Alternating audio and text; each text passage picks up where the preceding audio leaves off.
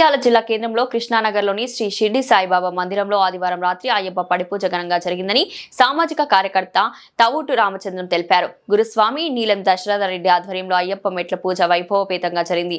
ఈనాటి కార్యక్రమంలో అధ్యక్షుడు డాక్టర్ సతీష్ కుమార్, నాగుల కిషన్ గౌడ్, మర కైలాసం, గొల్లపల్లి శ్రీనివాస్ గౌడ్, పురుషోత్తం రావు, రామ్ కిషన్ రావు, తవుట రవిచంద్ర, కడలి రామకృష్ణ, యాదగిరి మారుతిరావు, కంచి కిషన్, సిరివరపు రామలింగం, చిలకమారి గంగాధర్, కోటగిరి అశోక్, సామాజిక కార్యకర్త తవుటు రామచంద్రం, భక్తులు అధిక సంఖ్యలో పాల్గొన్నారు.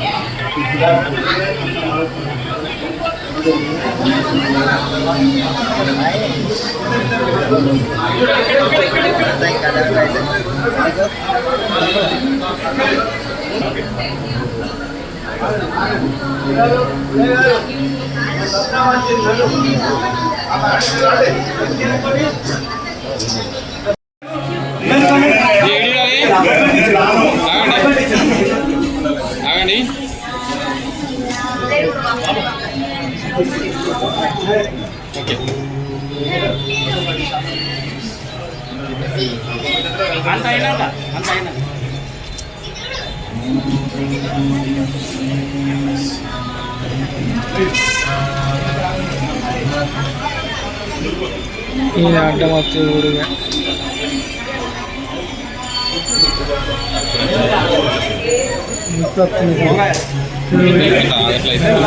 ఎట్లా వస్తున్నాయి అట్లా పడాలి అన్న. మీరు కొంచెం ఇట్రండి, మీరు కొంచెం ఇట్రండి.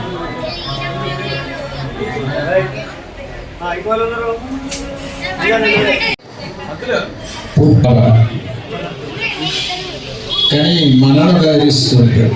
మనకు చూపించిన రూపం కళ్ళలో ఒకసారి కనిపిస్తుంది. ఎత్తినందుకు జన్మ ధన్యమైనట్టుగా మారు. మన సాయిబాబా దేవాలయంలో గురుస్థాన ప్రతిష్టాపన అయ్యా. ఈ పువ్వులన్నీ అలంకారం అయిపోయినాయి. మరి ఆ పువ్వులను ఏం చేయాలి? భగవంతుడికి అర్పించామనుకోండి, రోజు శ్రీ పుష్పయాగం చేసిన ఫలం మనము రోజు ఒక పుష్పాన్ని భగవంతుని పాదాల మీద పెట్టినా రోజు శ్రీ పుష్పయాగం చేసిన ఫలం వస్తుంది అని మనకు శాస్త్రాలు చెప్తున్నాక భగవద్గీత ఈ వేడి కలిసి వచ్చే కాలం వస్తే నడిచి వచ్చే కొడుకు ముడుతాడు. జై శ్రీరామనారాయణ.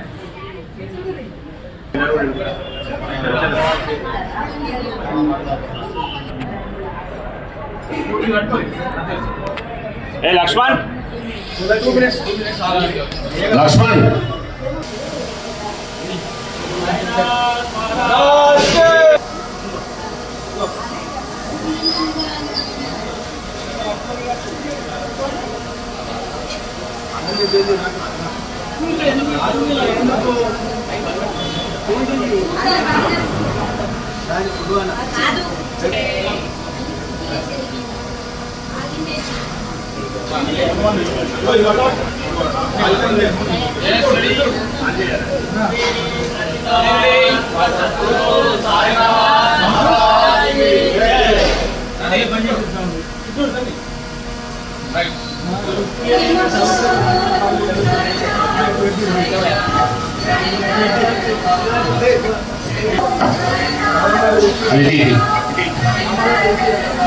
లక్ష్మణ్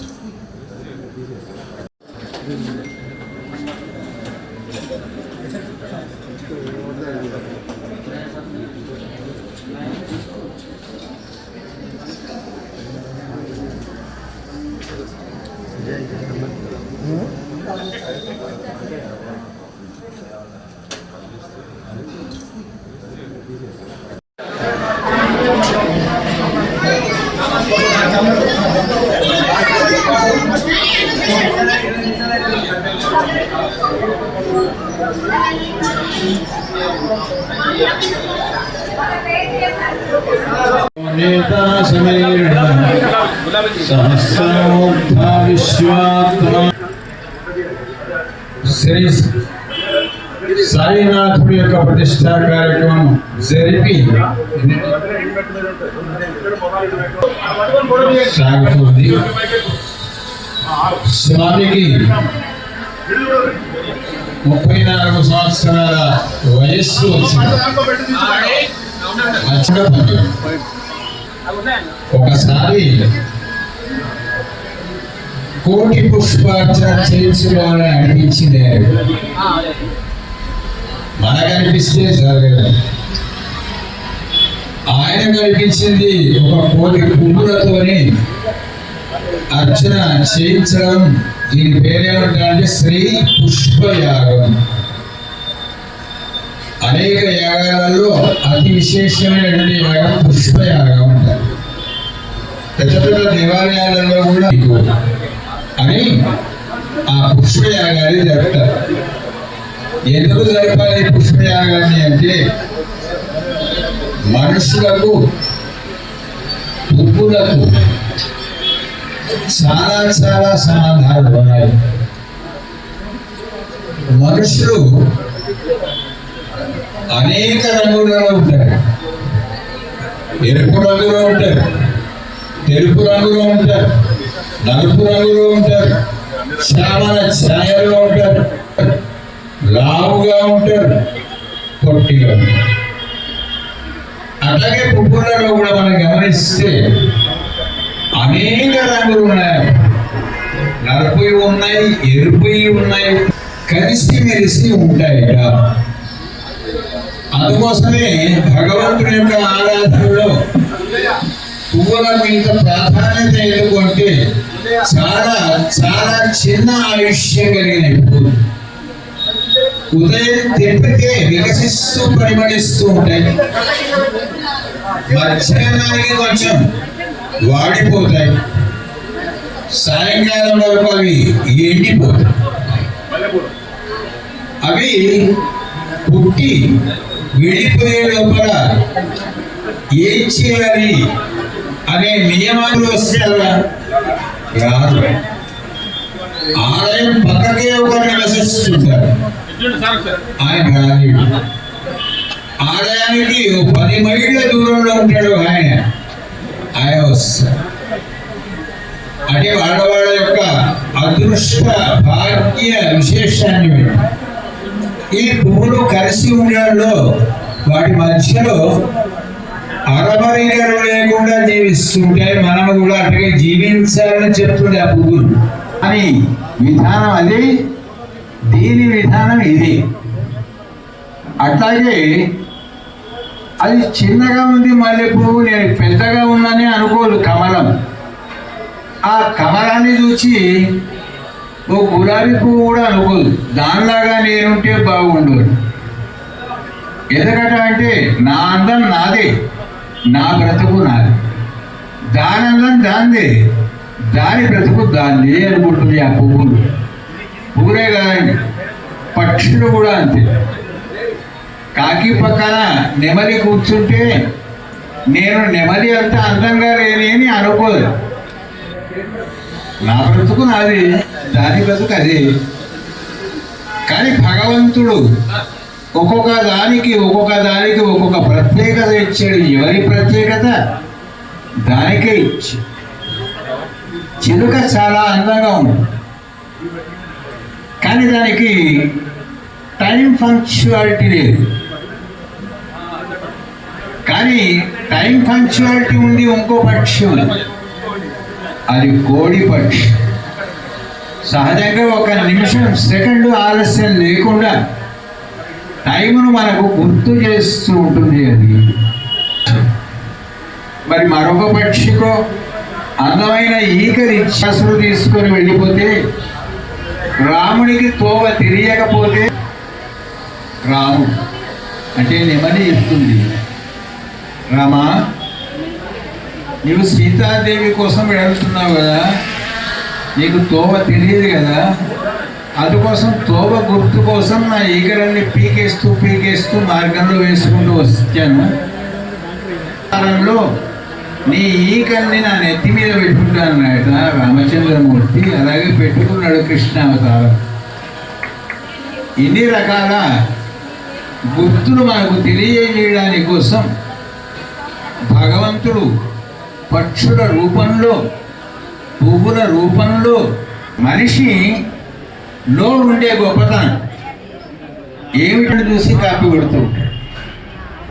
వాళ్ళలాగా నేను మాట్లాడాలి, వాళ్ళలాగా నేను నవ్వాలి, వాళ్ళలాగా నేను ఉండాలి అని కాపీ కొట్టే లక్షణం మనిషికి ఉంది కనుక ఇదొక మంచి లక్షణం. అని మనిషి కోసమే గ్రంథాలు కానీ ఉపన్యాసాలు కానీ, లేకపోతే మళ్ళీ అసలు పుస్తకం ఒక్క జన్మలో ఆఖరికి 1 గంట సేపు అయినా నడవగలిగితే మనుషులుగా పిలువబడతారు అని చెప్పింది శ్రీ రామాయణం. అలాగే దేనికైనా కూడా ఒక అదృష్టం ఉండాలి. ఇప్పుడు ఈ పువ్వులు చూడండి, వాటికి ఆ అమ్మాయి తలలో ఉండేటువంటి యోగమే ఉంది అన్నమాట. భగవంతుడు ఆనందంగా కాసేపు వాళ్ళు వేసుకుంటారు, తీసి పారేస్తారు, ఆలయం దాకా వస్తారు. ఇక్కడ చూడండి బాబా, మనం అలంకారం చేస్తే తెలుస్తుంది కొన్ని పువ్వులు ఏమైపోయింది, బాబా నెత్తి ఎక్కి కూర్చున్నాయి. అద్భుతమైనట్టుగా మనకు చెప్తారు. శ్రీ పుష్పయాగాన్ని చాలా స్వల్పమైన జీవితం పువ్వుది. మరి మన జీవితము చాలా స్వల్ప.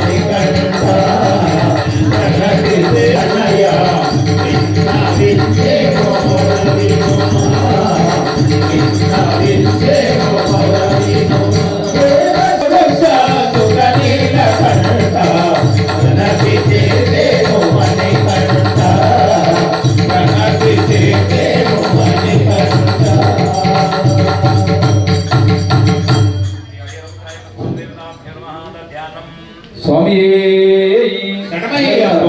గట్టి నామస్మరణ చేసలేరు, వడ్డీనే వింటున్నారు అంతే. గట్టి నామస్మరణ చేయాలి. స్వామి శరణమయ్యప్ప. ఒక్కసారి రావాలని స్వామి ఎన్నాళ్ళుగా పిలుస్తుంటి స్వామి.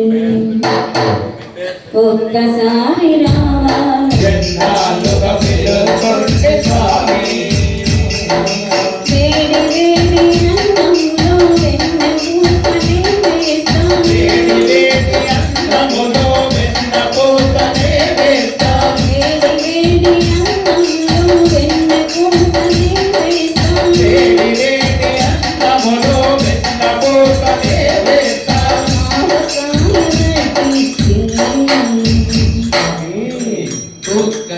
దగ్గరుండి తినిపిస్తాం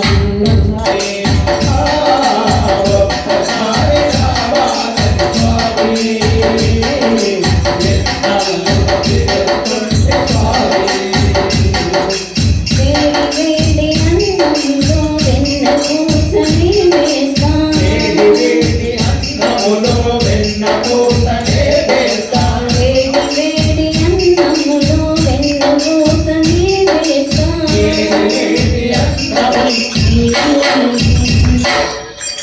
దగ్గరుండి తినిపిస్తాం ఒక్కసారి రావాలని స్వామి ఎన్నాళ్ళుగా పిలుస్తుంటే స్వామి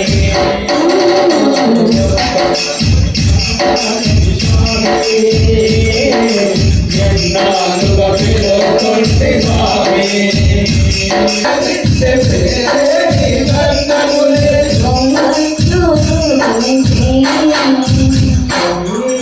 గొప్పేమి తగ్గదులే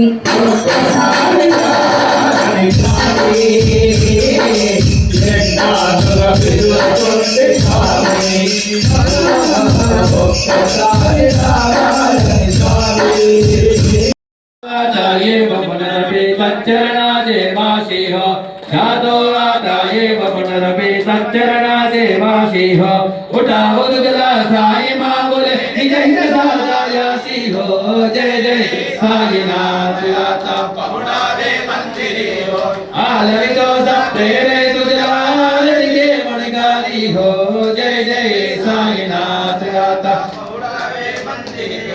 अदा स्वामी सुखे निद्रा करा अवधूता भाकर साईनाथ चिन्मय हे सुखदाम जाहुनी बौड़ा गे कांदा वैराग्याचा कुंचा गे मुनि चौका झाडीला भावा चौका झाडीला दयावरी सुप्रेमेचा शिडका वादिला अदा स्वामी सुखे निद्रा करा अवधूता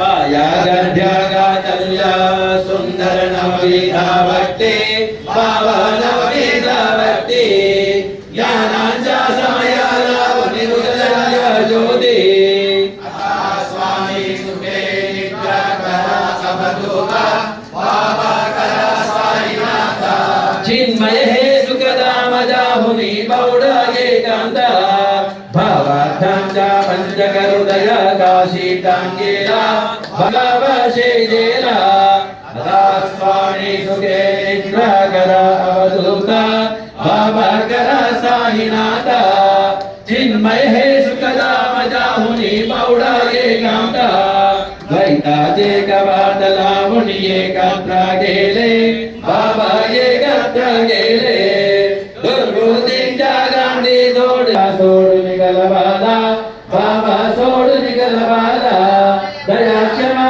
शांती दासी मुख्य सेवेला अदा स्वामी सुखे निद्रा करा अवधूता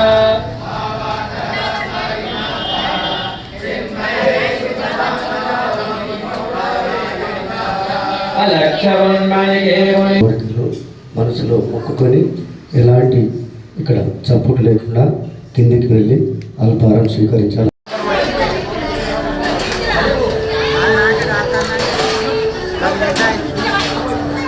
చాలా వద్దు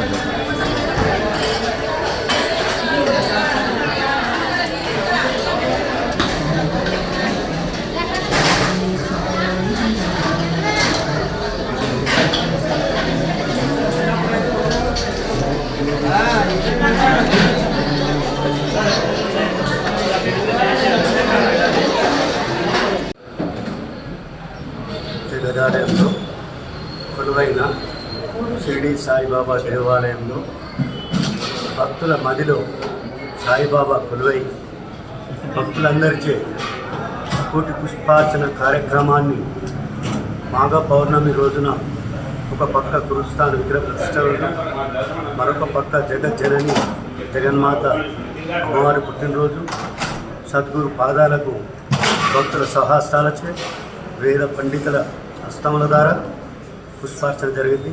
ఇటు పుష్పార్చన కార్యక్రమానికి జగదాలయ గురువర్యులు శ్రీమాన్ నంబి వేణుగోపాలాచార్య కౌశిక్ గారు, వారితో పాటు పురాణ బ్రహ్మశ్రీ దిగుల విశ్వర్మ గారు, ఆలయ అర్చకులు శ్రీధర ఉదయ గారు, వీరందరి స్వహస్తాలతో భక్తుల ఇచ్చిన పుష్పాలను పుష్పార్చన చేసుకోవడం చాలా ఆనందదాయకం.